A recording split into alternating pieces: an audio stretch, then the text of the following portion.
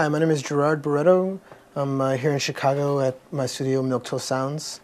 About to describe to you what I do, how I use tape in my production and recording as like an effects box, like the same way you'd use a reverb unit or compression, auxiliary kind of thing. What I'm going to be using this for specifically is to get a really blown out, distorted drum sound for the end of this one track called Tea Leaves, which is at the end, one of the tracks on the Roommate record that should be released in April this year, called We Were Enchanted. It's just a drum track that my roommate Seth was playing, that we used just like 4 mics, I believe, top, bottom, snare, kick drum, which was, I believe we used the Studio Project C1 as that condenser large diaphragm for the kick, SM57 for the top snare, and a Beta 57 for the bottom snare, and perhaps, I think maybe I did use 5 mics, 2 Octava MK12s as overheads. So I took made a mix, bounced it down to stereo track. Then I took that stereo track and I went out from Pro Tools, just whatever outputs, 3 and 4, into a tape machine, and then using the gain inputs on the tape machine, did one track where it was semi-distorted, little blown out at parts, but not completely blown out. And then I went back and did another take, just kind of redlined it, made it really distorted, so I could have a little mix without having to use the original drum track, and bounced those down, and then imported them back into my original session, and just mixed it in with the rest of the song. All right, so this is the original drum track sound, which was just a stereo bounce of the multi-track recording.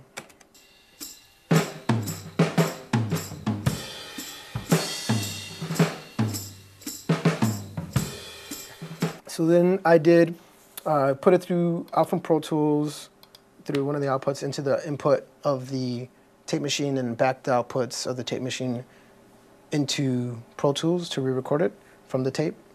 Or actually, I didn't have to do that. It just already recorded it because it was just going through the tape, back out from the tape onto Pro Tools. And did it slightly distorted, not too bad, just to have a somewhat clean track, but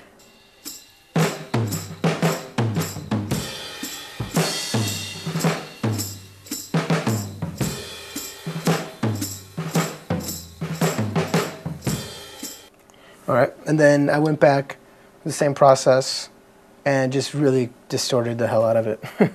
And it sounds like this.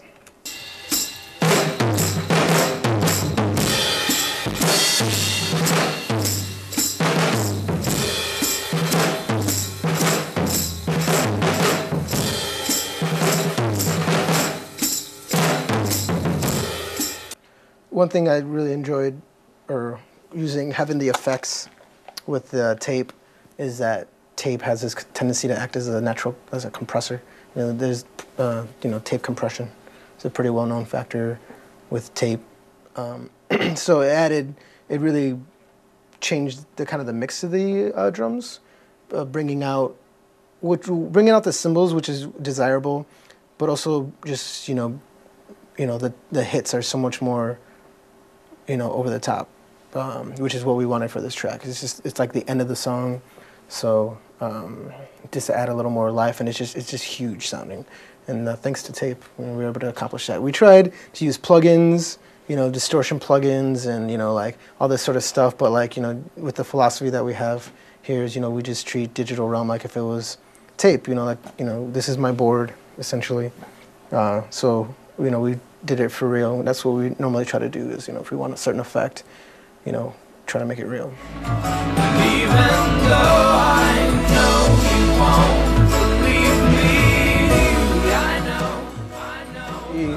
What the final product of it, I took the tracks of the 2 drum sounds, not the original dry drum sound, but the 2 distorted drum sounds, semi-distorted and really blown out, and I mixed them in with the song.